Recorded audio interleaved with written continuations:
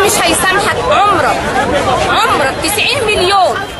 لو راضي عنك الاخوان، الشعب المصري مش كله اخوان، ويوم ما يسألك الله مش هتقف قدام ربنا وتقول انا اخواني.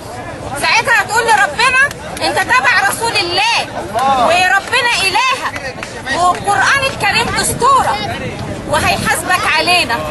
وانا هقول انا وصيتي لاولادي ان انا لا هسامحك ولا هسامح الكتيبه بتاعتك. انت بترهبنا بكتيبه الاخوان المسلمين، وان كنتوا انتوا اخوان فاحنا مؤمنين، ان كنتوا انتوا اخوان مسلمين فاحنا الاخوان المؤمنين. احنا مؤمنين بالله وبرسول الله سيدنا محمد صلى الله عليه وسلم والصحابه. شوف انت بقى انت تبع مين؟ تبع المرشد. خلي المرشد ينفعك يا مرشد.